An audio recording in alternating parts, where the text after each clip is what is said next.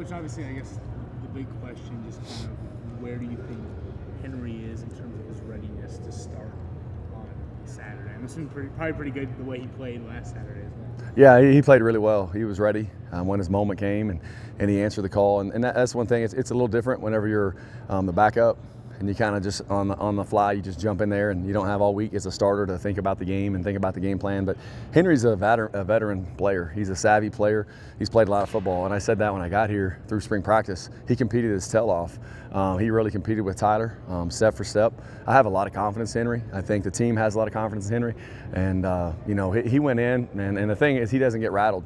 And he knows who he is as a player, and he knows where to go with the football. And so I was pleased with how he played. He's going to have to be smart with the football again this Saturday. But I thought as he came in, and I don't look at it as he's the backup. I just look at him as he's the starting quarterback now. And we had two guys that were really good. I mean, he started football games last year in this league, and I feel that our guys have a lot of confidence in him, and I do as well. It's a West Virginia team that, for some reason, when teams get to the red zone against them, they just clamp down. Yeah. 20% of the red zone have ended in touchdowns. What makes a team so good in that area, especially for them? They don't give up anything easy. They don't give anything cheap. I mean, they, in terms of being in the red zone coverage-wise, they do a great job of defending the end zone. And their front's very disruptive, and that's the key. Whenever you have a front four that's as disruptive as they are, you can do a lot with your coverage on the back end, and they do a really good job. They don't give you anything easy. They're very physical, and so once you get down in the red zone, I mean, it makes it difficult when you have the front four they have.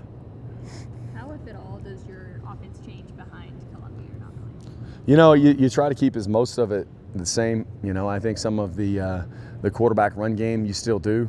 He's kind of sneaky with his feet. He's got, I call him, he's got sneaky speed. I mean, you see 3rd and 16, he steps up and he runs for 17 yards. And so those are the things that he can do with his feet.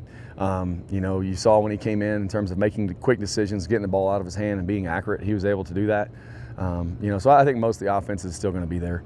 The only thing, and I've told Henry this, the only thing that worries me is that whenever he's off on the move, being smart with the football and how he throws it away.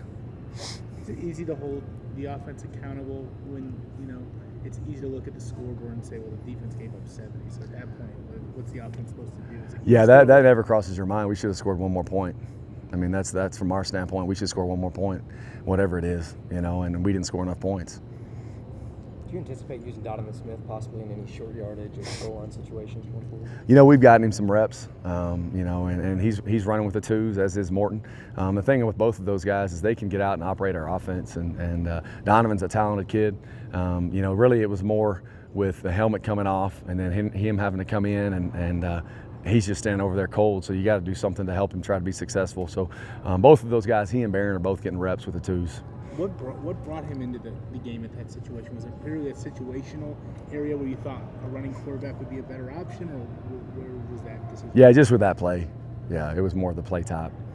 So if for some reason Henry goes out, it's still kind of an either-or at that situation in terms of... The first guy in would be Donovan if Henry went out, yeah. And what has he shown so far to kind of earn that? You know, I think he earned it in fall camp, and as how he performed every single day. The scrimmages were pretty even. Barron had some really good scrimmages. Practice-wise, he's got to be more consistent. He's, you know, on a day-to-day basis. I liken it to where Donovan was last spring. Donovan had some really good scrimmages. His practices weren't that consistent. Fall camp, he comes out, he practices consistent day in, day out. And then Barron, you saw flashes on Saturdays, and so it's hard at times to base it all on what you do in a scrimmage, you know. And I think on a day-to-day basis, consistency, and that's where Donovan's really separated himself a little bit right now. But Barron's done a great job, and Barron's, you know, he's been he's taken reps with the scout team, so he's making himself better as a player. He's now with us in the twos, and so it's both of those guys are super talented. Does Parker McNeil run the scout team now? No, Maverick McIver. Yeah, Maverick is. Yeah, Parker's up with us. Each of the last 2 weeks, KG has just run by a cornerback and made a big play. To what degree might that help pull some coverage away from Eric, or will he have to keep doing it for a couple more weeks before? Yeah.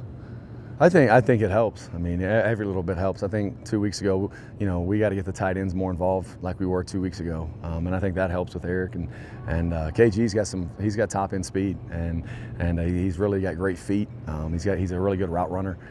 So I think he's got to continue to do that. We've got to continue to find him over the top because those were big plays for us and really sparked us, both weeks. Any of those throws in particular that Henry made that you were like, wow, or was especially impressive to you more so than the others? I think just the throw that he made to Miles that was a teach tape throw. I mean, in terms of, when you're putting teach tapes together for the future years, I mean, that was an unbelievable throw that he made in terms of, the air that he put on it and the ball placement on a deep corner out to Miles.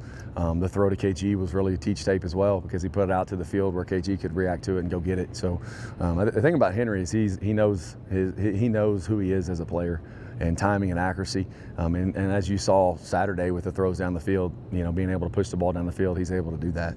When we talked to Henry afterwards, we asked, is it easy to come into this, or is it difficult to come into this situation like that? He said maybe for others, but not for me.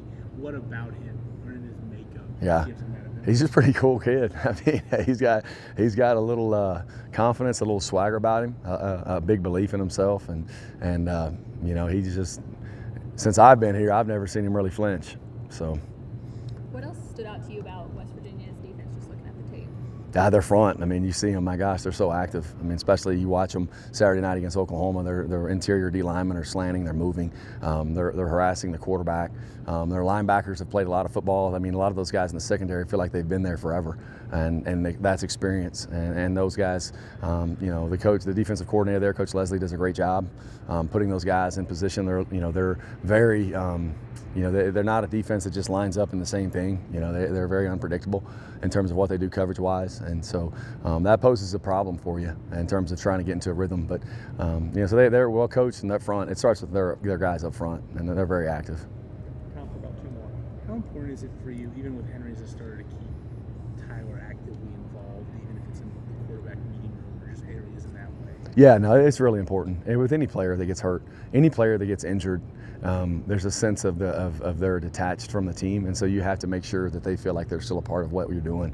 And Tyler, I mean, he's still in our meetings. He still shows up early. He still's in the coaches' offices all the time, and so he's doing a good job this week of continuing to prepare as if he was playing. And we have to be intentional about that too, because it'll get hard, the further it goes into it. But he loves football.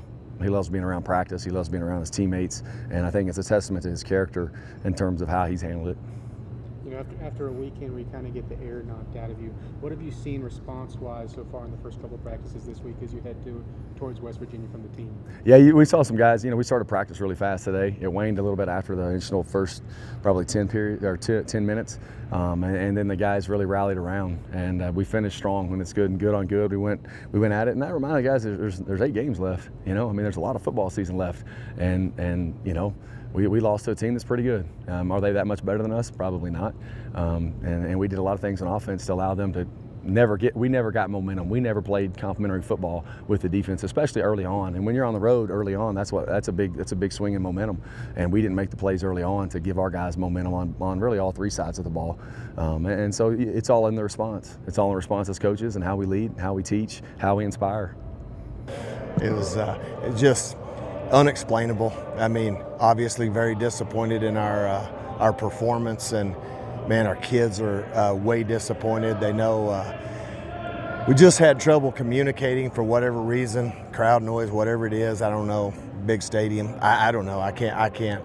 The kids can't even tell you. I mean, it just like we just had so many missed alignments and just communicating on critical. Because we came out the first series. I mean, we get them right in 3rd and 4, and then we have a miscommunication, and we leave a guy uncovered, and they got an easy 3rd and 4, and then we get them into 2nd and 20, and we just kind of, we give up a pass to get it in 3rd and 5, do a great job in 3rd and 5, get it right back into 4th and 4, and got a chance to get off the field there, and oh man. But I mean, busted assignment, and I mean, it just, I'm 100% accountable for everything that you see, and I fully accept that. And there's no one more disappointed than me. I can just tell you that.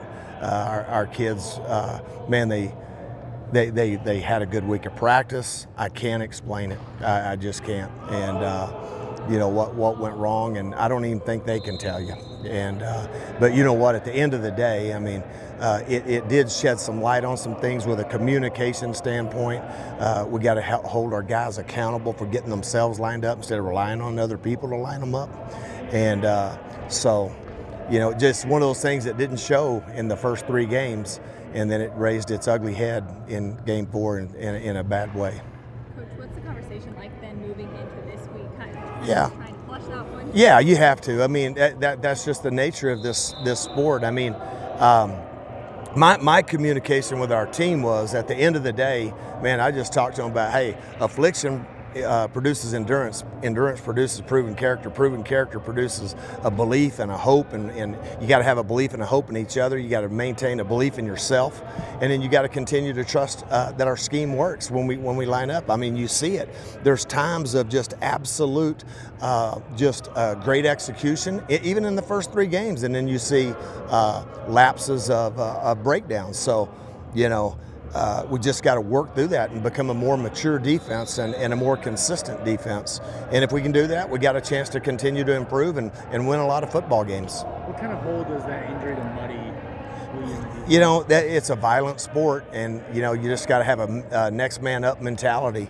And, you know, we can't use that as an excuse or a reason to, you know, because nobody really cares at the end of the day. And, I mean, you know, obviously we feel horrible for Muddy, you know. I mean, just one of them freak deals. I mean, tears.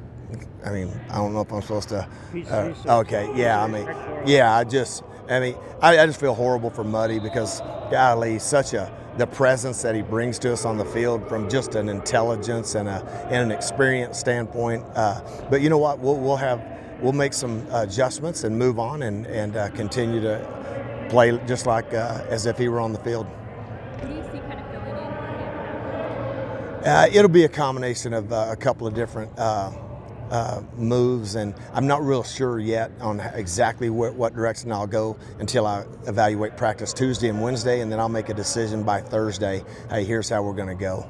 And it's basically, I told everyone, you'll define your role Tuesday and Wednesday, okay, by your performance in practice this week. So that's what we're shooting for. In terms of when you face a 2-quarterback system, is it more difficult or is it easier because you kind of know when each guy comes in what role they're filling in that offense? Yeah, it's that's a good point. It matchups with wide receivers, what type of quarterback do we face, and things like that. It has a lot to do with your opponent's personnel, and it has a lot to do with, you know, schematically how we're going to try to defend whatever team we got coming next. And you know, it's just it's a chess match all the time, just trying to get it all right. What do both of their quarterbacks do well specifically? Yeah, you know, I think Daggy just has a very good understanding, a lot of games under his belt. He's got a very good understanding of the system that Neil runs. And then I think that obviously number 6, running quarterback, man, got great speed, does a nice job with the read zone triple and Indy back dash and all that good stuff. And I mean, so he poses a complete different threat, you know.